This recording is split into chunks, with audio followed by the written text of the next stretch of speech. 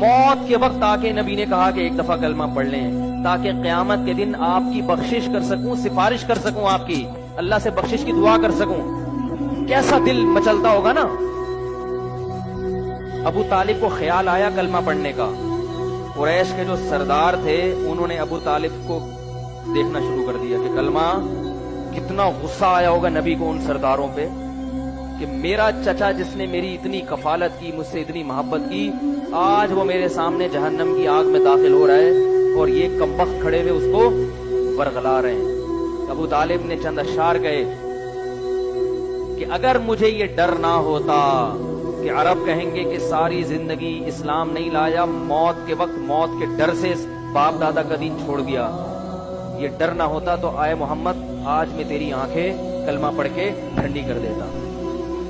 مانے ہم طریق کے ہر مورخ کی بات، لیکن اگر دشمنی اہل بیت میں نہ لکھے۔ روایت ایک ہی ہے، ایک ہی روایت، اس کے علاوہ دوسری روایت بابا جی مولا کی عزت قسم حضرت ابو طالب کے معاذ اللہ کفر پہ جو یہ ثابت کرتے ہیں، ایک ہی روایت۔ دوسری روایت کوئی ایک روایت، وہ کیا کہ آخری وقت میں نبی نے حجرے میں بیٹھ کے کان میں کہا چچا ابو طالب کلمہ پڑھ لیجئے، اور پھر آگے تینوں روایتوں میں بالکل ایک ہی جملہ ہے کہ حضرت ابو طالب نے کہا کہ میں اپنے باپ دادا کا مذہب نہیں چھوڑ سکتا۔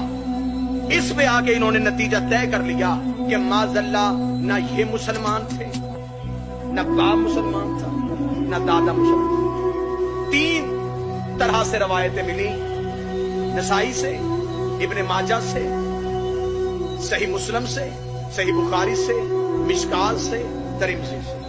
جتنی مسلمانوں کے نزدیک معتبر کتب ہیں اس میں تین روایتیں ملی، تینوں روایتیں مختلف صحابیوں سے، اور جب یہ نقل ہوتی ہوتی پیچھے گئی تو تینوں کا سلسلہ عبداللہ ابن عباس سے انہوں نے جوڑ دیا کہ تینوں راویوں نے عبداللہ ابن عباس سے سنا۔ وہ کہتے ہیں کہ میں نے دیکھا کہ نبی کہہ رہے تھے اور میں دیکھ رہا تھا۔ تینوں صحابیوں نے عبداللہ ابن عباس سے، نوکر کی محنت اچھی لگے دعا صدا سے وصول کرنی ہے، تینوں راویوں نے حضرت عبداللہ ابن عباس کا حوالہ دیا کہ عبداللہ ابن، کسی اور کا حوالہ تو دے نہیں سکتے تھے، انہیں حوالہ ہی ہاشمی چاہیے تھا، کیونکہ جب حضرت ابو طالب کی رحلت ہو رہی اس وقت تو کوئی بھی مسلمان نہیں ہے، لہذا انہوں نے ہاشمیوں کے گھر سے راوی لینا تھا۔ ہاشمیوں کے گھر سے انہیں راوی ایک ہی ملا کہ عبداللہ ابن عباس کہتا ہے کہ میں دیکھ رہا تھا اور نبی کہہ رہے تھے، اور ابو طالب اشارہ کر کے کہہ رہے تھے میں باپ دادا کا مذہب نہیں چھوڑ سکتا۔ جب حضرت ابو طالب کی رحلت ہوئی عبداللہ ابن عباس کی تو عمر ہی 2 سال تھی،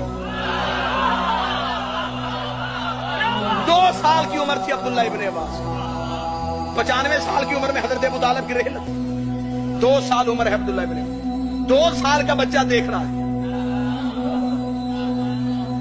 2 سال کے راوی کی تو نے بات مانی کہ 2 سال کے بچے نے دیکھا کہ رسول نے کان میں کہا کلمہ پڑھ لے، اور ابو طالب نے کہا میں باپ دادے کا مذہب نہیں چھوڑ سکتا، ڈوب کے مر جا۔ 2 سال کے بچے کی بات تجھے یاد رہ گئی، اور جو فلانوں کے منبر پہ 1.25 لاکھ میں ہاتھ پکڑ کے دکھایا،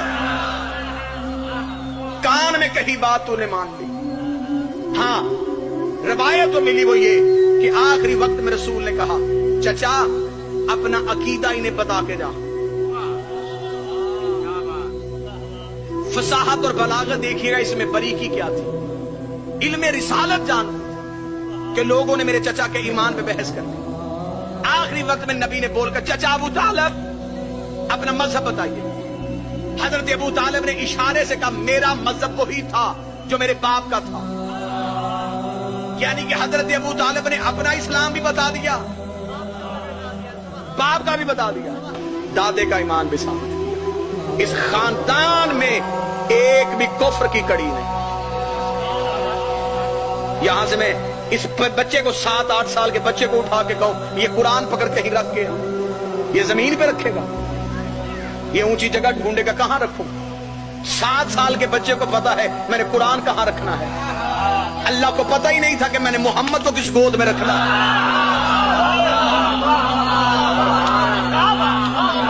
جیسا نبی پاک تھا ویسی گود پاک۔ دشمنی تم نے صرف ابو طالب سے اس لیے لی، اسلام میں سب سے زیادہ خرچہ ابو طالب۔